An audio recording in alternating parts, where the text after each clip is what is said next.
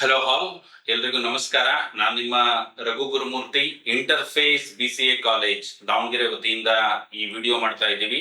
ಈ ವಿಡಿಯೋದಲ್ಲಿ ನಮ್ಮ ಹಳೆ ವಿದ್ಯಾರ್ಥಿ ಜೊತೆಗೆ ಅಟ್ ಪ್ರೆಸೆಂಟ್ ಸಾಫ್ಟ್ವೇರ್ ಡೆವಲಪರ್ ಆಗಿ ವರ್ಕ್ ಮಾಡ್ತಾ ಇರುವಂತಹ ಹಬೀಬಾ ಅವ್ರದ್ದು ನಾವುಗಳು ಒಂದಿಷ್ಟು ಇಂಟರ್ವ್ಯೂ ಮಾಡ್ತಾ ಹೋಗ್ತೀವಿ. This is not exactly something like interview, ಒಂದು ಇಂಟ್ರಾಕ್ಷನ್. ಇಲ್ಲಿ ನಮ್ಮಲ್ಲಿ BCA ಯಾವ ರೀತಿ ಮಾಡಿದ್ರು, ನಮ್ಮ ಪ್ರೋಸೆಸ್ ಯಾವ ರೀತಿ ಇತ್ತು, ಒಬ್ಬ ಕಂಪ್ಯೂಟರ್ ಸೈನ್ಸ್ ಸ್ಟೂಡೆಂಟ್ ಆಗಿ ಅವರು BCA ಯಾವ ದೃಷ್ಟಿಕೋನದಿಂದ ನೋಡ್ತಾ ಇದ್ರು, ಜೊತೆಗೆ ಆಮೇಲೆ ಅವರು ಯಾವ ರೀತಿ ಒಬ್ಬ ಎಂಪ್ಲಾಯಬಲ್ ಕ್ಯಾಂಡಿಡೇಟ್ ಆದ್ರು ಇಂಟರ್ಫೇಸ್ ಕಾಲೇಜಲ್ಲಿ ಅನ್ನೋದನ್ನ ನಾವಿಲ್ಲಿ ಒಂದ್ ಸ್ವಲ್ಪ ಇಂಟರಾಕ್ಷನ್ಸ್ ಮುಖಾಂತರ ತಿಳಿತಾ ಹೋಗೋಣ. ಸೊ ಟೈಮ್ ವೇಸ್ಟ್ ಮಾಡೋದು ಬೇಡ, ಹಬೀಬಾ ಅವ್ರದ್ದು ಇಂಟ್ರೊಡಕ್ಷನ್ ಅವರೇ ಮಾಡ್ತಾ ಹೋಗ್ತಾರೆ. ಸೊ ಹಾಗಾಗಿ ನೆಕ್ಸ್ಟ್ ಹಬೀಬಾ ಅವರು ಸೆಷನ್ ಶುರು ಮಾಡುತ್ತೆ. S ಹಬೀಬಾ. So, hello everyone. My name is Umme Habiba VS. ನಾನು ರಿಲಯನ್ಸ್ ಸಾಫ್ಟ್ಟೆಕ್ ಕಂಪ್ನಿಯಲ್ಲಿ as A software developer work ಮಾಡ್ತಾ ಇದ್ದೀನಿ. ಸೊ ನಾನು ಯೂನಿವರ್ಸಿಟಿಗೆ ಸೆಕೆಂಡ್ ರ್ಯಾಂಕ್ ಬಂದಿದೆ ನಂದು. Second rank? Yes. Okay. Second rank with 9.39 CGPA. So 9.39. Okay, that's fine. Sir. So ನಾನು interface ಕಾಲೇಜಿಂದ ನಾನು BCA ಡಿಗ್ರಿನ ಮುಗಿಸಿರೋದು. ಸೊ ಅಡ್ಮಿಷನ್ ಪ್ರೊಸೆಸ್ಸಿಗೆ ಬಂದಾಗ ನನಗೆ ಬೇರೆ ಆಪ್ಷನ್ಸು ಭಾಳ ಇದ್ವು. ಸೊ ನಾನು ಈ ಡಿಗ್ರಿ ಯಾಕೆ ಚೂಸ್ ಮಾಡ್ಬೇಕನ್ನೋದು ನನ್ನ ಮೈಂಡಲ್ಲೂ ಒಂದು ಪ್ರಶ್ನೆ ಇತ್ತು. ನಾನು ಒಂದು ಕಾಲೇಜ್ನ ಹುಡುಕ್ತಿದ್ದೆ BCAಗೆ ಅಡ್ಮಿಟ್ ಆಗೋಣ ಅಂತಂದು. ಬಟ್ ಅವಾಗ ನನಗೆ ಈ ಕಾಲೇಜ್ ಹೊಸದಾಗ ಇಂಟ್ರೊಡ್ಯೂಸ್ ಆಗಿತ್ತು, ಸ್ಟಾರ್ಟ್ ಆಗಿತ್ತು. ಜೊತೆಗೆ ಈ ಕಾಲೇಜ್ ಮುಂಚೆ ಒಂದು ಇನ್ಸ್ಟಿಟ್ಯೂಟ್ ಆಗಿತ್ತು. ಸೊ ನನಗೂ ಡೌಟ್ ಇತ್ತು, ಸೊ ಇಲ್ಲಿ ವರ್ಕೌಟ್ ಆಗುತ್ತೋ ಇಲ್ಲೋ ಅಂತಂದು. ಸೊ ಏನೂ ಆಗಲ್ಲ ಅಂತಂದು ನಾನು ಇಲ್ಲಿ ಬಂದು ನಮ್ಮ ಚೇರ್ಮನ್ ರಘು ಸರ್ ಜೊತೆ ಇಂಟ್ರಾಕ್ಟ್ ಮಾಡಿದೆ. ಅವರು BCA ವ್ಯಾಲ್ಯೂ ಏನು ಅಂತ ತಿಳಿಸಿದ್ರು. ಸೊ ಅವಾಗ ನಂಗೊಂದು ಐಡಿಯಾ ಸಿಕ್ತು. So BCA is not just a normal degree. BCA correct ವೇರ್ ಮಾಡಿದ್ರೆ ಅದಕ್ಕೊಂದು ವರ್ತ್ ಇದೆ ಅಂತಂದು. ಸೊ ಅವಾಗ ನಾನು ಈ ಕಾಲೇಜಿಗೆ ಅಡ್ಮಿಟ್ ಆದೆ. ಸೊ ಇಲ್ಲಿ ಬಂದಾಗ ಫಸ್ಟ್ ರಿಕ್ವೈರ್ಮೆಂಟ್ ಇದ್ದಿದ್ದ ಲ್ಯಾಪ್ಟಾಪ್. ಸೊ ನನಗೂ ಡೌಟ್ ಬಂತು, ಇವರೇನೋ ಫಸ್ಟ್ ಸೆಮ್ ಅಲ್ಲೇ ಲ್ಯಾಪ್ಟಾಪ್ ಬೇಕು ಅಂತ ಅಂತಿದ್ದಾರೆ, ಏನ್ ಯೂಸ್ ಇರ್ಬೋದು ಅಂತಂದು. ಸೊ ಆಮೇಲೆ ಗೊತ್ತಾಯ್ತು, ಲ್ಯಾಪ್ಟಾಪ್ ತಗೊಂಡಾಗ ಲೈಕ್ ಎಲ್ಲಿ ಮಟ್ಟ ನಾವು ಟಚ್ ಮಾಡಿ ವರ್ಕ್ ಮಾಡಲ್ಲ ಅಲ್ಲಿ ಮಟ್ಟ ನನಗೇನೋ ಅರ್ಥ ಆಗಲ್ಲ ಅಂತಂದು. Practical oriented. Yes sir. Like ಇವಾಗ ಬೇರೆ ಕಾಲೇಜಸ್ ಅಲ್ಲೆಲ್ಲ ನಾಟ್ ಅಬೌಟ್ ಬೇರೆ ಕಾಲೇಜಸ್ ಅಂತ ನಾನು ಯಾವ್ದು ಪರ್ಟಿಕ್ಯುಲರ್ ಕಾಲೇಜ್ ಹೇಳ್ತಾ ಇಲ್ಲ. ಮೋಸ್ಟ್ ಆಫ್ ದ ಕಾಲೇಜಸ್ ಅಲ್ಲಿ ಏನಾಗುತ್ತೆ ಅಂತ ಅಂದ್ರೆ ಪ್ರಾಕ್ಟಿಕಲ್ ಸೆಷನ್ಸ್ ಅಂತ ಸೆಪರೇಟ್ ಇರುತ್ತೆ. ಸೊ ಪ್ರಾಕ್ಟಿಕಲ್ ಸೆಷನ್ಸ್ ಅಲ್ಲಿ ಹೆಂಗಿರುತ್ತೆ ಅಂತಂದ್ರೆ ವಾರದಲ್ಲಿ 1-2 ಪ್ರಾಕ್ಟಿಕಲ್ ಸೆಷನ್ಸ್ ಇರುತ್ತೆ. ಸೊ ಅದ್ರಲ್ಲಿ ಏನಾಗುತ್ತೆ ಅಂತಂದ್ರೆ ನಾವು ಅಷ್ಟು ಕಂಪ್ಯೂಟರ್ ಜೊತೆ ನಮ್ದು ಅಟ್ಯಾಚ್ಮೆಂಟ್ ಇರಲ್ಲ. ಸೊ ಅವಾಗ ಏನಾಗುತ್ತೆ, ನಾವು ಡಿಟ್ಯಾಚ್ ಆಗ್ತೇವೆ. ಸೊ ಅದೇನೋ ಒಂದು ಪ್ರೋಗ್ರಾಮ್ ಕೊಟ್ಟಿದ್ದಾರೆ, ಅದ್ ಲ್ಯಾಬ್ ಅಲ್ಲಿ ವರ್ಕೌಟ್ ಆಗ ಮುಗೀತು ಅಷ್ಟೇ. ಬಟ್ ಇವಾಗ ನಮ್ಮ ಹತ್ರ ಲ್ಯಾಪ್ಟಾಪ್ ಇತ್ತು ಅಂತಂದ್ರೆ ಅದೇಂಗಾಗುತ್ತೆ ಅಂತಂದ್ರೆ ಇವಾಗ ನಾವು ಲ್ಯಾಬ್ ಅಲ್ಲೂ ವರ್ಕ್ ಮಾಡ್ಕೋಬಹುದು, ಜೊತೆಗೆ ನಮ್ಮ ಲ್ಯಾಪ್ಟಾಪ್ ಅಲ್ಲೂ ವರ್ಕ್ ಮಾಡ್ಬೋದು.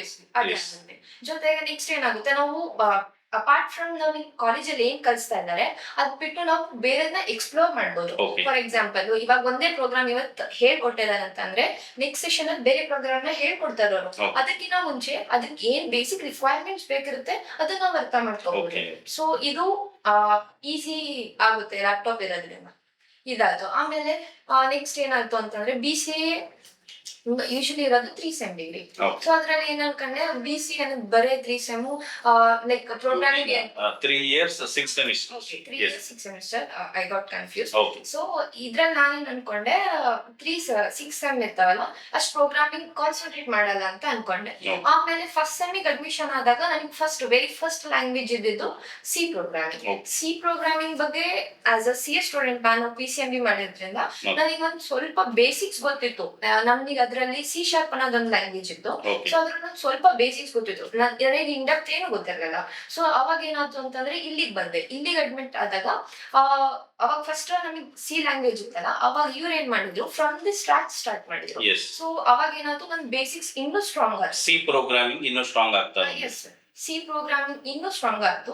ಜೊತೆಗೆ ಇದು ಪ್ರೊಸೀಜರ್ ಓರಿಯೆಂಟೆಡ್ ಇರೋದ್ರಿಂದ C ಪ್ರೋಗ್ರಾಮಿಂಗು ಅದ್ರಲ್ಲಿ ಏನಾಯ್ತು, ನಾಟ್ ಜಸ್ಟ್ ಪ್ರೋಗ್ರಾಮಿಂಗ್ ಲ್ಯಾಂಗ್ವೇಜ್ ಅನ್ನೋ ತರ ಈ ಪ್ರಾಜೆಕ್ಟ್ಸ್ ಹೇಳಿದ್ರು. ಎಲ್ರು ಕೇಳ್ತಾರೆ C ಪ್ರೋಗ್ರಾಮಿಂಗ್ ಅಲ್ಲಿ ಏನ್ ಪ್ರಾಜೆಕ್ಟ್ಸ್ ಮಾಡ್ಬೋದು ಅಂತ. ಇದ್ರಲ್ಲಿ ಆಕ್ಚುಲಿ ಎಕ್ಸ್ಪ್ಲೋರ್ ಮಾಡ್ಕೊಂತ ಹೋದ್ರೆ C ಪ್ರೋಗ್ರಾಮಿಂಗ್ ಅಲ್ಲಿ ಇನ್ ಡೆಪ್ತ್ ಆಗಿ ಎಕ್ಸ್ಪ್ಲೋರ್ ಮಾಡ್ಬೋದು. ಸೊ ಅವಾಗ ಏನಾಯ್ತು, C ಪ್ರೋಗ್ರಾಮಿಂಗ್ ನನಗೆ ಒಂದು ಗ್ರಿಪ್ ಸಿಕ್ತು. ಇದೊಂದು ಬೇಸ್ ತರ ಆಗ್ತು. ಅದಾದ್ಮೇಲೆ ಇದ್ರ ಜೊತೆಗೆ ನೆಕ್ಸ್ಟ್ ಏನಿತ್ತು, ಫಂಡಮೆಂಟಲ್ ಸೈನ್ಸ್ ಅಂತ ಒಂದು ಸಬ್ಜೆಕ್ಟ್ ಇತ್ತು. ಫಂಡಮೆಂಟಲ್ಸ್ ಆಫ್ ಕಂಪ್ಯೂಟರ್ ಸೈನ್ಸ್ ಅದಿತ್ತು. ಅದ್ರಲ್ಲಿ ಏನಾಯ್ತು, ಬೇಸಿಕ್ಸ್ ಅನ್ನೋ ತರ ಕಂಪ್ಯೂಟರ್ ಬಗ್ಗೆ ತಿಳ್ಕೊಂಡ್ಬಂದ್ವಿ. Okay. ನೆಕ್ಸ್ಟ್ ಸೆಮ್ ಅಲ್ಲಿ ಏನಿತ್ತು object oriented programming language Java ಇತ್ತು. ಅದ್ರಲ್ಲಿ ಏನಾಯ್ತು ಅಂತಂದ್ರೆ ಪ್ರೊಸೀಜರ್ ಆಬ್ಜೆಕ್ಟ್ ಓರಿಯೆಂಟೆಡ್ ಅಲ್ಲಿ ನನಗೆ ಡಿಫರೆನ್ಸ್ ಗೊತ್ತಾಯ್ತು. Okay. ಪ್ರೊಸೀಜರ್ ಅಂದ್ರೆ ಏನು, ಆಬ್ಜೆಕ್ಟ್ ಓರಿಯೆಂಟೆಡ್ ಅಂದ್ರೆ ಏನು. ಓಕೆ, ಅಂದ್ರೆ ನೀವು ಫಸ್ಟ್ ಸೆಮ್ ಅಲ್ಲಿ ಏನು ಸಿ ಮುಖಾಂತರ ಪ್ರೊಸೀಜರ್ ಓರಿಯೆಂಟೆಡ್ ಕಾನ್ಸೆಪ್ಟ್ಸ್ ನ ಕಲ್ತಿದ್ದಾಯ್ತು. ಸೆಕೆಂಡ್ ಸೆಮ್ ಅಲ್ಲಿ ನೀವು ಜಾವಾ ಮುಖಾಂತರ ಏನ್ ಕಲಿತ್ರಿ ಅಂತಂದ್ರೆ ಆಬ್ಜೆಕ್ಟ್ ಓರಿಯೆಂಟೆಡ್ ಕಾನ್ಸೆಪ್ಟ್ಸ್ ನ Yes. ಕಲ್ತ್ಕೊಂಡ್ರಿ. ಜೊತೆಗೆ ಇನ್ನೊಂದು ಸಬ್ಜೆಕ್ಟ್ ಇತ್ತು ಅನ್ಸುತ್ತೆ ಸೆಕೆಂಡ್ ಸೆಮ್ ಅಲ್ಲಿ, ಡೇಟಾ ಸ್ಟ್ರಕ್ಚರ್ಸ್ Yes, ಇತ್ತು yes. ಅನ್ಸುತ್ತೆ. ಎಸ್, ಇವಾಗ ಇದರಿಂದ ಏನಾಯ್ತು, ಪ್ರೊಸೀಜರ್ ಇರೋದ್ರಿಂದ ನನಗೆ ಅಷ್ಟು ಕಷ್ಟ ಅನ್ಸ್ಲಿಲ್ಲ object oriented. Okay. Procedure oriented concepts clarity ಇದ್ದಿದ್ರಿಂದ ಆಬ್ಜೆಕ್ಟ್ ಓರಿಯೆಂಟೆಡ್ ಅಂತ ಡಿಫಿಕಲ್ಟ್ ಅನ್ಸುತ್ತೆ. Yes. ಇದ್ರಲ್ಲಿ ಏನು ಆಬ್ಜೆಕ್ಟ್ ಓರಿಯೆಂಟೆಡ್ ಮೇನ್ ಕಾನ್ಸೆಪ್ಟ್ ಇದ್ದಿದ್ದೇನು ಅಂತ ಅಂದ್ರೆ ಆಬ್ಜೆಕ್ಟ್ಸ್ ಅಂಡ್ ಕ್ಲಾಸಸ್. ಸೊ ಆ ಬೇಸ್ ಇದ್ದಿದ್ರಿಂದ ಇದು ಈಸಿಯಾಗಿ ಕಲ್ತ್ಕೊಂಡ್ವಿ. Okay. ಇದಾದ್ಮೇಲೆ ನೆಕ್ಸ್ಟ್ ಇದ್ದು ನಮಗೆ ಡೇಟಾ ಸ್ಟ್ರಕ್ಚರ್ಸ್. ಅದ್ರಲ್ಲಿ ನಾವೇನ್ ಕಲ್ತ್ಕೊಂಡ್ವಿ, ರಿಕರ್ಷನ್ ಅನ್ನೋದು ಕಾನ್ಸೆಪ್ಟ್ ಇದೆ. ರಿಕರ್ಷನ್. ಸೊ ಇವಾಗ ಫಾರ್ ಎಕ್ಸಾಂಪಲ್ ಸಿ ಅನ್ನೋದೊಂದು ಕಾನ್ಸೆಪ್ಟ್ ಇದಲ್ಲ, ನಾನು ಫಸ್ಟ್ ಸೆಮ್ ಇದೆ ಅಂತ ಅಂದಲ್ಲ, ಅದ್ರಲ್ಲಿ ಏನಿತ್ತು ಲೂಪ್ಸ್ ಅಂತ ಇತ್ತು. Okay. ಸೊ ಅದನ್ನ ಮಿನಿಮೈಸ್ ಮಾಡಿ Okay. ಸಿಂಪ್ಲಿಫೈ ಮಾಡಿರೋ ವೇನೆ ರಿಕರ್ಷನ್. ಓಕೆ. ಸೊ ಅದು ನನಗೆ ಯಾವಾಗ ಗೊತ್ತಾಯ್ತು, ಸೆಕೆಂಡ್ ಸೆಮ್ ಅಲ್ಲಿ ಡೇಟಾ ಸ್ಟ್ರಕ್ಚರ್ ಅನ್ನೋದೊಂದು ಕಾನ್ಸೆಪ್ಟ್ ಇದೆಲ್ಲ ಅದ್ರಲ್ಲಿ ಗೊತ್ತಾಯ್ತು. ಅದಾದ್ಮೇಲೆ ಅರೇಸ್ ಅನ್ನೋ ಕಾನ್ಸೆಪ್ಟ್ ಬಂತು. ಅರೇಸ್ ಅಂದ್ರೆ ಏನು, ಅದನ್ನ ಹೆಂಗ ಇವಾಗ ಅದ್ರ ವ್ಯಾಲ್ಯೂ ಇದೆ ಅಂತಂದ್ರೆ ಅದನ್ನ ಡಿಫ್ರೆಂಟ್ ಟೆಕ್ನಿಕ್ಸ್ ಯೂಸ್ ಮಾಡ್ಕೊಂಡು ಹೆಂಗ್ ಸರ್ಚ್ ಮಾಡೋದು. Yeah. ಫಾರ್ ಎಕ್ಸಾಂಪಲ್ ಅರೇಸ್ ಅಂದ್ರೆ ಒಂದು ವ್ಯಾಲ್ಯೂ, ಸೀರೀಸ್ ಆಫ್ ನಂಬರ್ ಇರುತ್ತೆ. Okay. ಅದ್ರಲ್ಲಿ ಒಂದು ವ್ಯಾಲ್ಯೂ ಇದೆ ಅಂತಂದ್ರೆ ಆ ಸೀರೀಸ್ ಆಫ್ ನಂಬರ್ ಅಲ್ಲಿ ಆ ವ್ಯಾಲ್ಯೂನ ಹೆಂಗ್ ಸರ್ಚ್ ಮಾಡೋದು ಅನ್ನೋದನ್ನ ಗೊತ್ತಾಯ್ತು. ಅದನ್ನ different techniques like binary search, linear search use ಮಾಡ್ಕೊಂಡು ಸರ್ಚ್ ಮಾಡೋದು. ಸರ್ಚಿಂಗ್ ಕಾನ್ಸೆಪ್ಟ್ಸ್ ಎಲ್ಲ ನಿಮ್ಗೆ ಡೇಟಾ ಸ್ಟ್ರಕ್ಚರ್ಸ್ ಅಲ್ಲಿ ಇದೆ. ಸರ್ ಅದ್ರ ಗೊತ್ತಾಯ್ತು. ಆಮೇಲೆ ಸಾರ್ಟಿಂಗ್ ಅನ್ನೋದು ಗೊತ್ತಾಯ್ತು. Okay. ಸಾರ್ಟಿಂಗ್ ಅಲ್ಲಿ ಇವಾಗ ಒಂದ್ ಸೀರೀಸ್ ಆಫ್ ನಂಬರ್ ಇರುತ್ತೆ, ಡೈನಾಮಿಕ್ ಆಗಿರುತ್ತೆ. So Okay. ಅದನ್ನ ಹೆಂಗ್ ಒಂದ್ ಕರೆಕ್ಟ್ ಸೀರೀಸ್ ಅಲ್ಲಿ ಅರೇಂಜ್ ಮಾಡೋದನ್ನ ಗೊತ್ತಾಯ್ತು. Yes. Different sorting techniques like bubble sort, ಆಮೇಲೆ ಬೇರೆ ಸಾರ್ಟ್ಸ್ ಇದಾವೆ. ಸೊ ಅದು ಗೊತ್ತಾಯ್ತು. ಎಸ್, ಸೆಕೆಂಡ್ ಸೆಮ್ ಅಲ್ಲಿ ಡೇಟಾ ಸ್ಟ್ರಕ್ಚರ್ ಕಲ್ತಿದ್ದಾಯ್ತು, ಜೊತೆಗೆ ಜಾವಾ ಕಲ್ತಿದ್ದಾಯ್ತು.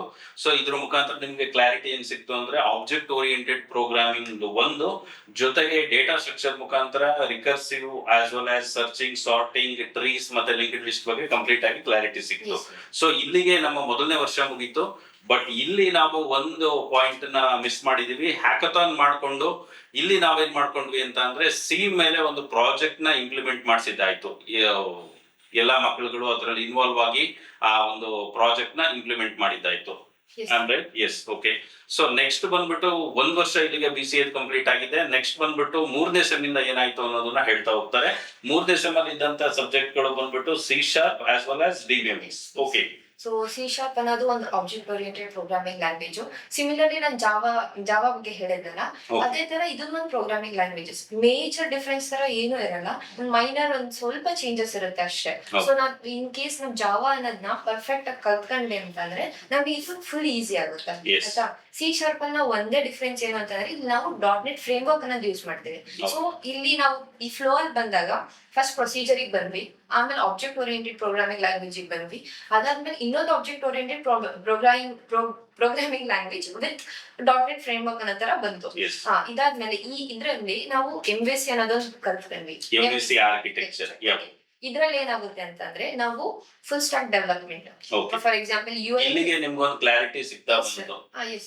ಸೊ ಇದ್ರಲ್ಲಿ ಏನಾಯ್ತು ಅಂತಂದ್ರೆ UI ನಾವೇ ಡಿಸೈನ್ ಮಾಡಿದ್ವಿ, Okay. ಬ್ಯಾಕ್ ಎಂಡ್ ಅಲ್ಲಿ ಕೋಡ್ ನಾವೇ ಬರ್ದ್ವಿ. ಅದಾದ್ಮೇಲೆ ಡೇಟಾ ಬೇಸಿಕ್ ಕನೆಕ್ಟಿವಿಟಿ ಇದಲ್ಲ, ಅದನ್ನು ಜನರೇಟ್ ಮಾಡೋದು ಇಲ್ಲಿ ಕಲ್ತ್ಕೊಂಡ್ವಿ. ಹೆಂಗೆ ಅಂತಂದ್ರೆ ಇಲ್ಲಿ ನಾವು C# ಅಲ್ಲಿ ADO.NET ಅನ್ನೋದನ್ನ ಯೂಸ್ ಮಾಡ್ಕೊಂಡು Yes. ಡೇಟಾ ಬೇಸ್ ಕನೆಕ್ಟಿವಿಟಿನ ಜನರೇಟ್ ಮಾಡ್ತೇವೆ. ಓಕೆ. ಯು ಮೀನ್ ಇಲ್ಲಿ C# ಮತ್ತೆ DBMS ಎರಡನ್ನು ಮರ್ಜ್ ಮಾಡ್ಕೊಂಡು ನೀವುಗಳು ಒಬ್ಬ ಫುಲ್ ಸ್ಟ್ಯಾಕ್ ಡೆವಲಪರ್ ಏನ್ ಮಾಡ್ಬೋದು with respect to UI layer, ಅದಾದ್ಮೇಲೆ ನೆಕ್ಸ್ಟ್ ಬಂದ್ಬಿಟ್ಟು logical layer, then followed by database. Yes. ಈ ಮೂರು ಫೇಸಸ್ ನ ನಾವು ಇಲ್ಲಿ ಥರ್ಡ್ ಸೆಮ್ ಅಲ್ಲಿ ಕಲ್ತಿದ್ದಾಯ್ತು. ನೆಕ್ಸ್ಟ್ ನಾವುಗಳು ಫೋರ್ತ್ ಸೆಮ್ಗೆ ಹೋಗ್ಬೇಕಾದ್ರೆ ಅಲ್ಲಿ Python as per syllabus Python ಇತ್ತು, ಅದಾದ್ಮೇಲೆ ಮಲ್ಟಿಮೀಡಿಯಾ ಅನಿಮೇಷನ್ಸ್, ಇನ್ನೊಂದಿಷ್ಟು computer science subjects. Okay. So usually ಇವಾಗ ಥರ್ಡ್ ಸೆಮ್ ಅಲ್ಲಿ ನಾವು ಆಲ್ರೆಡಿ MVC ಬಗ್ಗೆ ಕಲ್ತಿದ್ವಿ. Okay. ಸೊ ಅದ್ರಲ್ಲಿ ಏನಾಯ್ತು ಅಂತಂದ್ರೆ ನಮ್ಗೆ ಏನೋ ಟೈಮ್ ಸಿಕ್ಕಿತ್ತಲ್ಲ, ಅದ್ರಲ್ಲಿ ನಾವು HTML CSS ಯೂಸ್ ಮಾಡ್ಕೊಂಡು ವೆಬ್ಸೈಟ್ ಅನ್ನೋದೊಂದು ಪರ್ಸನಲ್ Website. ವೆಬ್ಸೈಟ್ಸ್ ತರ ಓಕೆ. ಮಾಡ್ತೀವಿ. ಓಕೆ. ಅದಾದ್ಮೇಲೆ ನೆಕ್ಸ್ಟ್ ಫೋರ್ತ್ ಸೆಮ್ ಅಲ್ಲಿ ನೀವು ಹೇಳ್ದಂಗೆ ಪೈಥಾನ್ ಇತ್ತು.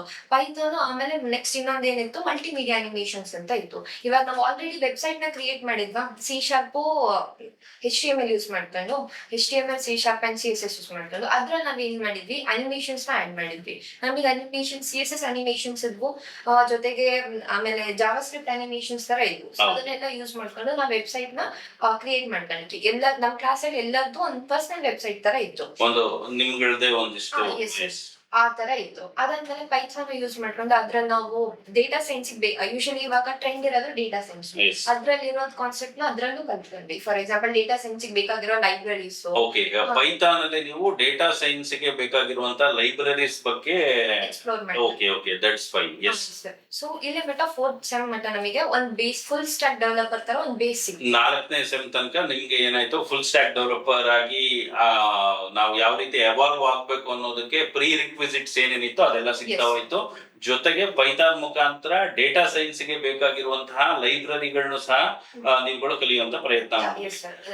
ಸೊ ನನ್ನ ಪ್ರಕಾರ ನೀವು ಇಲ್ಲಿ ಪೈಥಾನ್ ಬಂದು again object oriented programming language ಆಗುತ್ತೆ. ಸೆಕೆಂಡ್ ಸೆಮ್ ಅಲ್ಲಿ ಜಾವಾ ಮತ್ತೆ C# ನ ಚೆನ್ನಾಗಿ ನೀವು ಕಲ್ತಿರೋದ್ರಿಂದ ಪೈಥಾನ್ ಸಹ ಈಸಿ ಆಯ್ತು ಅನ್ಕೊಂಡಿದ್ವಿ. ಕಂಪ್ಯಾರಿಟಿವ್ಲಿ ಇವಾಗ ಜಾವಾ ಮತ್ತೆ C# ಕಂಪೇರ್ ಮಾಡಿದ್ರೆ ಎಲ್ಲರೂ ಹೇಳ್ತಾರೆ ಪೈಥಾನ್ ಈಸಿ ಅಂತ. ಡೆಫಿನೆಟ್ಲಿ ಅದು ಈಸಿನೇ, ಬಟ್ ಅದ್ರ ಡಿಫ್ರೆನ್ಸ್ ಏನಿದೆ ಅಂತಂದ್ರೆ ನಾವು ಫಸ್ಟ್ ಸೆಮ್ ಅಲ್ಲಿ ಕಲ್ತಿದ್ದು C as a procedure oriented programming language, but ಇದು ಒಂದು object oriented programming language, but it is easy as similar to C program. We can say that. Other then that ಇವಾಗ ಒಂದು base ಸಿಕ್ಕಾದ್ಮೇಲೆ ನಮ್ಗೆ ಏನ್ ಬಂತು ಅಂತಂದ್ರೆ ಇವಾಗ ನಾವು ವರ್ಕ್ ಮಾಡ್ಬೋದು ಅನ್ನೋದು ಒಂದು ಕಾನ್ಸೆಪ್ಟ್ ಬಂತು. ಸೊ ನಾವೇನ್ ಮಾಡಿದ್ವಿ, ಇಂಟರ್ವ್ಯೂಸ್ ತರ ಆಪ್ಟಿಟ್ಯೂಡ್ ಪ್ರಾಕ್ಟೀಸ್ ಮಾಡಿದ್ವಿ. ಇವಾಗ ನಮ್ ಫೈನಲ್ ಇಯರ್ ಬಂದ್ಮೇಲೆ ಇವಾಗ 5th ಸೆಮ್ ಶುರುವಾಗಿದೆ. ಇವಾಗ ನಾನು ನಿಮ್ಮ ಹತ್ರ ಏನ್ ಹೇಳ್ಬೇಕು ವಿವರ್ಸ್ ಅಂತ ಅಂದ್ರೆ 2ನೇ ವರ್ಷದ BCA ಪ್ರೋಸೆಸ್ ಬಗ್ಗೆ ಇಲ್ಲಿ ತನಕ ನಾವು ಡಿಸ್ಕಸ್ ಮಾಡಿದ್ದಾಯ್ತು. ಇವಾಗ ಬಂದ್ಬಿಟ್ಟು 3ನೇ ವರ್ಷದ ಏನು BCA ಬಗ್ಗೆ ನಾವಿಲ್ಲಿ ಡಿಸ್ಕಸ್ ಮಾಡ್ಬೇಕಾಗಿದೆ. ಇಲ್ಲಿ ಮೊದಲನೇದಾಗಿ 5ನೇ ಸೆಮ್ ಅಲ್ಲಿ ನಾವು ಏನೇನು ಪ್ರಿಪರೇಷನ್ಸ್ ಮಾಡ್ತಾ ಹೋದ್ವಿ with respect to interview, something like aptitude training ಆಗಿರ್ಬೋದು, ಕಮ್ಯುನಿಕೇಶನ್ ಸ್ಕಿಲ್ ಡೆವಲಪ್ಮೆಂಟ್ ಆಗಿರ್ಬೋದು, ಜೊತೆಗೆ ಟೆಕ್ನಿಕಲಿ ನಾವು ಏನೆಲ್ಲ ಮಾಡ್ತಾ ಹೋದ್ವಿ ಅನ್ನೋದನ್ನ ಇಲ್ಲಿ ನಾವು ಡಿಸ್ಕಸ್ ಮಾಡ್ತಾ ಹೋಗೋಣ. ಎಸ್ ಅಭಿಮಾ. ಸೊ ಎಲ್ರಿಗೂ ಹೇಳ್ದಂಗೆ ಫೈನಲ್ ಇಯರ್ ಒಂದು ಕ್ರೂಷಿಯಲ್ ಸ್ಟೇಜ್. ಸೊ ಇವಾಗ ಫೈನಲ್ ಇಯರ್ ಆದ್ಮೇಲೆ ಎಲ್ರು ಹೇಳ್ತಾರೆ ನೆಕ್ಸ್ಟ್ ಏನು ಅಂತ. ಸೊ ಆದಷ್ಟು ನಾವು ಆ ಕ್ವೆಶನ್ ನ ಅವಾಯ್ಡ್ ಮಾಡ್ಬೇಕು ಅಂತಂದ್ರೆ ನಾವು ಏನೇ ಮಾಡ್ಲಿ ಫೈನಲ್ ಇಯರ್ ಅಲ್ಲೇ ಮಾಡ್ಬೇಕು. ಫಾರ್ ಎಕ್ಸಾಂಪಲ್ ನಾವು ಜಾಬಿಗಾದ್ರೂ ಅಪ್ಲೈ ಮಾಡ್ಲಿ, ಲೈಕ್ ಅದಾದ್ರೂ ಅಪ್ಲೈ ಮಾಡೋದು, ಇಲ್ಲ ಅಂತಂದ್ರೆ ನೆಕ್ಸ್ಟ್ ನಾವು ಎಜುಕೇಶನ್ ಅಪ್ಲೈ ಅದು ಏನಾದ್ರೂ ನಾವು ಡಿಸೈಡ್ ಮಾಡೋದಾದ್ರೆ ಫೈನಲ್ ಇಯರ್ ಅಲ್ಲಿ ಡಿಸೈಡ್ ಮಾಡ್ಬೇಕು. ಸೊ ನಮ್ಮ ಮೈಂಡ್ ಅಲ್ಲಿ ಏನಿತ್ತು, ಫಸ್ಟ್ ನಾವು ಜಾಬಿಗೆ ಅಪ್ಲೈ ಮಾಡೋಣ. ಸೊ ಅದು ಬೇಕಾಗಿರೋ ಪ್ರೀ ರಿಕ್ವಿಸಿಟ್ ನಾವು ರೆಡಿ ಆಗ್ಬೇಕು. ಸೊ ನಾವು 5th ಸೆಮ್ ಅಲ್ಲಿ ಆದಷ್ಟು aptitude, next communication as A IT developer, IT field communication ಬಹಳ ಇಂಪಾರ್ಟೆಂಟ್. ಸೊ ಹಂಗಾಗಿ ನಾವೇನ್ ಮಾಡಿದ್ವಿ, ಅದ್ರ ಬಗ್ಗೆ ಫೋಕಸ್ ಮಾಡಿದ್ವಿ. ಡೆಫಿನೆಟ್ಲಿ ಕಾಲೇಜಲ್ಲಿ ಸಪೋರ್ಟ್ ಮಾಡಿದ್ರು, ಯಾಕಂತಂದ್ರೆ ಆಪ್ಟಿಟ್ಯೂಡ್ ಕ್ಲಾಸಸ್ ನಡೀತಿತ್ತು, ಜೊತೆಗೆ ಕಮ್ಯುನಿಕೇಶನ್ ಕ್ಲಾಸಸ್ ನಡೀತಿತ್ತು. ಸಪರೇಟ್ ಅಪಾರ್ಟ್ ಫ್ರಮ್ ಅಕಾಡೆಮಿಕ್ಸ್ ಈ ಎಲ್ಲ ಕ್ಲಾಸಸ್. ಡೆಫಿನೆಟ್ಲಿ. ಸೊ ಹಂಗಾಗಿ ಅಲ್ಲಿ ನಮಗೆ ಏನ್ ಸಿಕ್ತು, ಒಂದ್ ಗ್ರಿಪ್ ಸಿಕ್ತು. ಸೊ ದಟ್ ಒಂದ್ ಕಾನ್ಫಿಡೆನ್ಸ್ ತರ ಸಿಕ್ತು. ನಾವ್ ನೆಕ್ಸ್ಟ್ ಅಲ್ಲಿ ಇಂಟರ್ವ್ಯೂ, ಆನ್ಲೈನ್ ಇಂಟರ್ವ್ಯೂಸ್ ಆಗ್ಲಿ, ರಿಯಲ್ ಇಂಟರ್ವ್ಯೂಸ್ ಆಗ್ಲಿ ಅಟೆಂಡ್ ಮಾಡೋಕೆ. ಸೊ ಆದಷ್ಟು ನಾವು 5th ಸೆಮ್ ಅಲ್ಲಿ ಆದಷ್ಟು ಕಂಪ್ನೀಸಿಗೆ ಅಪ್ಲೈ ಮಾಡಿದ್ವಿ, ಆದಷ್ಟು ಕಂಪ್ನೀಸ್ ಇಂಟರ್ವ್ಯೂನು ಅಟೆಂಡ್ ಮಾಡಿದ್ವಿ. ಫಾರ್ ಎಕ್ಸಾಂಪಲ್ ಯಾವ ಕಂಪ್ನೀಸ್ ಅಟೆಂಡ್ ಮಾಡಿದ್ವಿ ಅಂತಂದ್ರೆ TCS ಗೆ ಅಪ್ಲೈ ಮಾಡಿದ್ವಿ, ಅಲ್ಲಿ ಆಪ್ಟಿಟ್ಯೂಡ್ ಅದನ್ನು ಅಟೆಂಡ್ ಮಾಡಿದ್ವಿ, ಡೆಲಾಯ್ಟ್ ಅನ್ನು ಅಟೆಂಡ್ ಮಾಡಿದ್ವಿ, next Accenture and many more. ಇದನ್ನ ಅಪ್ಲೈ ಮಾಡಿ ಅಟೆಂಡ್ ಮಾಡಿದ್ವಿ. ಸೊ ಕೆಲವೊಂದು ಇಂಟರ್ವ್ಯೂ ಪಾಸ್ ಆದ್ವಿ, ಕೆಲವೊಂದು ಆಗ್ಲಿಲ್ಲ, ಬಿಕಾಸ್ ಯಾರು ಪರ್ಫೆಕ್ಟ್ ಅಲ್ಲ. So some mistakes initial stages ಅಲ್ಲಿ. ಎಸ್, ಯಾಕಂದ್ರೆ ಫಸ್ಟ್ ಟೈಮ್ ಅಟೆಂಪ್ಟ್ ಮಾಡಿರ್ತೀವಿ, ಎಲ್ರದ್ದು ಫಸ್ಟ್ ಟೈಮ್ ಅಲ್ಲಿ ಕ್ಲಿಯರ್ ಆಗಲ್ಲ. ಅದ್ ಹಂಗಾಗಿತ್ತು. ನೆಕ್ಸ್ಟ್ ಅದಾದ್ಮೇಲೆ ಕಂಪ್ನಿ, ಸೊ ಕಾಲೇಜ್ ಇಂದಾನೆ ಒಂದು ಕಂಪ್ನಿ ವಿಸಿಟ್ ಕರ್ಕೊಂಡು ಹೋಗಿದ್ರು 5th ಸೆಮ್ ಅಲ್ಲಿ. ಎಲ್ಲ ಒಂದು ಸಾಫ್ಟ್ವೇರ್ ಅಂತ ಕರ್ಕೊಂಡು ಹೋಗಿದ್ರು. Reliance software Bangalore company. So there only I am working. So ಅಲ್ಲೇ ಕರ್ಕೊಂಡು ಹೋಗಿದ್ರು. Presently you are working in Reliance software. Yes sir. So ಅಲ್ಲಿ ಕರ್ಕೊಂಡು ಹೋಗಿದ್ರೆ ಅದಾದ್ಮೇಲೆ 6th sem 5th sem ending ಅಲ್ಲಿ ನಮಗೆ ಕಂಪನಿ ವಿಸಿಟ್ ಇತ್ತು. ಸೊ ಹಾಗಾಗಿ ನೀವು 5th ಸೆಮ್ ಅಲ್ಲಿ ಏನೇನ್ ಮಾಡಿದ್ರಿ ಅಂತ ಅಂದ್ರೆ ಆಪ್ಟಿಟ್ಯೂಡ್, ಕಮ್ಯುನಿಕೇಶನ್, ಟೆಕ್ನಿಕಲ್ ಟ್ರೈನಿಂಗ್ ಗಳೆಲ್ಲ ಮುಗಿಸ್ಕೊಂಡು ಒಂದಿಷ್ಟು ಕಂಪ್ನಿಗಳಲ್ಲಿ ಇಂಟರ್ವ್ಯೂ ಅಟೆಂಡ್ ಮಾಡೋದಕ್ಕೆ ಶುರು ಮಾಡಿದ್ರಿ. Something like TCS, Deloitte, Accenture, ಇಲ್ಲೆಲ್ಲ ಇಂಟರ್ವ್ಯೂಗಳನ್ನ ಅಟೆಂಡ್ ಮಾಡಿದ್ದಾಯ್ತು. ಜೊತೆಗೆ ಇನ್ನೊಂದೇನಪ್ಪಾ ಅಂತ ಅಂದ್ರೆ ರಿಲಿಯಾನ್ಸ್ ಸಾಫ್ಟೆಕ್ ಗೆ ಇಂಡಸ್ಟ್ರಿ ವಿಸಿಟ್ ನ ನೀವು ಮಾಡಿದ್ದಾರೆ. Okay, that's fine. ಇವಾಗ ನೆಕ್ಸ್ಟ್ ಈ ಕಂಪ್ನಿಗಳನ್ನ ನೀವು ಅಟೆಂಡ್ ಮಾಡಿದ್ರಲ್ಲ, ಇದ್ರ ರಿಸಲ್ಟ್ಸ್ 6th ಸೆಮ್ ಅಲ್ಲಿ ಬಂತ, ಸಮಥಿಂಗ್ ಲೈಕ್ ಡೆಲಾಯ್ಟ್ ಮತ್ತೆ ಆಕ್ಸೆಂಚರ್. ಓಕೆ, ಇವಾಗ ನಾವು 6M ಬಗ್ಗೆ ಡಿಸ್ಕಸ್ ಮಾಡೋಣ. 6M ಅಕಾಡೆಮಿಕ್ಸ್ ಅಂತ ಬಂದಾಗ ವಾಟ್ ಇವಾಗ ತುಂಬಾ ಹಾಟ್ ಕೇಕ್ ತರ ಇರುವಂತಹ ಟಾಪಿಕ್ ಬಂದ್ಬಿಟ್ಟು ಯಾವ್ದಪ್ಪ ಅಂತಂದ್ರೆ ಆರ್ಟಿಫಿಷಿಯಲ್ ಇಂಟೆಲಿಜೆನ್ಸಿ ಇದೆ. 6M ಅಲ್ಲಿ ಆರ್ಟಿಫಿಷಿಯಲ್ ಇಂಟೆಲಿಜೆನ್ಸಿ, ಆಮೇಲೆ ವೆಬ್ ಡೆವಲಪ್ಮೆಂಟ್ ಗೆ ಬೇಕಾಗಿರುವಂತಹ PHP ರಿಲೇಟೆಡ್, ಅದಾದ್ಮೇಲೆ ಸಾಫ್ಟ್ವೇರ್ ಇಂಜಿನಿಯರಿಂಗ್, ಈ ತರ ಬೇರೆ ಬೇರೆ ಸಬ್ಜೆಕ್ಟ್ಸ್ ಗಳಿದೆ. ಅವುಗಳನ್ನ 6M ಅಲ್ಲಿ ಕಲಿತಾ ಹೋಗಿದ್ದಾರೆ. ಅದ್ರ ಬಗ್ಗೆ ಏನ್ ಹೇಳ್ತಾರೆ ನೋಡ್ತಾ ಹೋಗೋಣ. ಸೊ 6M ಅಲ್ಲಿ ನೀವು ಹೇಳಿದಂಗೆ AI ಅನ್ನೋದೊಂದು ಟಾಪಿಕ್ ಇತ್ತು. ಸೊ ಅದರಲ್ಲಿ ನಮಗೂ AI ಅಂತ ಗೊತ್ತಿತ್ತು. AI ಅಂತಂದ್ರೆ ಒಂದೇ ಕಾನ್ಸೆಪ್ಟ್ ಗೊತ್ತಿತ್ತು, ಚಾಟ್ GPT. ಅದ್ ಬಿಟ್ರೆ ಏನು ಗೊತ್ತಿರಲಿಲ್ಲ. ಸೊ ಯಾವಾಗ ನಾವು ಲರ್ನ್ ಮಾಡ್ಕೊಂತ ಹೋದ್ವಿ ಅವಾಗ ಗೊತ್ತಾಯ್ತು ಅದರಲ್ಲಿ ಡಿಫ್ರೆಂಟ್ ಮಾಡೆಲ್ಸ್ ಇರ್ತವೆ. ಆ ಮಾಡೆಲ್ಸ್ ನ ಹೆಂಗ್ ಟ್ರೈನ್ ಮಾಡ್ತಾರೆ. ಸೊ ಥಿಯರಿಟಿಕಲಿ ಆಗ್ಲಿ ಪ್ರಾಕ್ಟಿಕಲಿ ಆಗ್ಲಿ ಎರಡು ನಾವು ಕಲ್ತ್ವಿ. ಸೊ ಅವಾಗ ಏನಾಯ್ತು, ಅದ್ರಲ್ಲಿ ಎಲ್ಲಾ ಪ್ರೋಗ್ರಾಮ್ ಮೀನ್ಸ್ ಎಲ್ಲಾ AI ಮಾಡೆಲ್ಸ್ ಇಂಪ್ಲಿಮೆಂಟ್ ಮಾಡಿದ್ದು ನೀವು ಯಾವ ಲ್ಯಾಂಗ್ವೇಜ್ ಅಲ್ಲಿ? ಪೈಥಾನ್. ಓಕೆ. ಅವಾಗ ಏನಾಯ್ತು ಅಂತಂದ್ರೆ ಇವಾಗ ಡಿಫ್ರೆಂಟ್ ಆಲ್ಗೊರಿಥಮ್ಸ್ ನ ಯೂಸ್ ಮಾಡ್ಕೊಂಡು ಯಾವ್ದೇ ಮಾಡೆಲ್ ಆಗ್ಲಿ ಅದು ಆಲ್ಗೊರಿಥಮ್ಸ್ ಮೇಲೆ ರನ್ ಆಗುತ್ತೆ ಅನ್ನೋದು ಗೊತ್ತಾಯ್ತು. ಸೊ ನಾವೇನ್ ಅನ್ಕೊಂಡಿದ್ವಿ, ಇವಾಗ ಫಾರ್ ಎಕ್ಸಾಂಪಲ್ ನಾವು ಚಾಟ್ GPT ಅಲ್ಲಿ ಏನಾದ್ರು ಒಂದು ಪ್ರಾಂಪ್ಟ್ ಹಾಕ್ತಿವಿ ಅಂತಂದ್ರೆ ಅದಕ್ಕೆ ನಾವು ಆಲ್ರೆಡಿ ಒಂದು ಡೇಟಾ ಫಿಲ್ ಮಾಡಿರ್ತೇವೆ. ಸೊ ಆ ಫಿಲ್ ಮಾಡಿರೋ ಡೇಟಾನ ಎಕ್ಸ್ಟ್ರಾಕ್ಟ್ ಮಾಡಿ ಕೊಡ್ತಾ ಇದೆ ಅನ್ನೋದೊಂದು ಕಾನ್ಸೆಪ್ಟ್ ಗೊತ್ತಾಯ್ತು. ಸೊ ಇದೇನು ಅಂದ್ರೆ ನಿಮಗೆ ಆರ್ಟಿಫಿಷಿಯಲ್ ಇಂಟೆಲಿಜೆನ್ಸ್ ಇದು ಇನ್ ಅಂಡ್ ಔಟ್ ಕಾನ್ಸೆಪ್ಟ್ಸ್ ಗೊತ್ತಾಯ್ತು, ವಾಟ್ ಆಕ್ಚುಲಿ ಹ್ಯಾಪನಿಂಗ್ ಅಂತ. Okay, that's fine. ಅದಾದ್ಮೇಲೆ PHP ಅನ್ನೋದು ಬಂತು. Okay. ಹೇಳ್ದಂಗೆ ಅದೊಂದು ವೆಬ್ ಡೆವಲಪ್ಮೆಂಟ್ ಗೆ ಇರುವಂತ ಪ್ರೋಗ್ರಾಮಿಂಗ್ ಲ್ಯಾಂಗ್ವೇಜ್. ಸೊ ಅದ್ರಲ್ಲಿ ನಾವೇನ್ ಮಾಡಿದ್ವಿ, ಸಿಮಿಲರ್ ಆಗಿ ಅದು ಡೇಟಾಬೇಸ್ ಕನೆಕ್ಟಿವಿಟಿ ಜನರೇಟ್ ಮಾಡಿದ್ವಿ. ಅದ್ರಲ್ಲಿ SQL ಪ್ರಾಸೆಸ್ ಏನಿರುತ್ತೆ, ಇನ್ಸರ್ಷನ್, Yes. ಅದನ್ನೆಲ್ಲ ಪರ್ಫಾರ್ಮ್ ಮಾಡಿದ್ವಿ.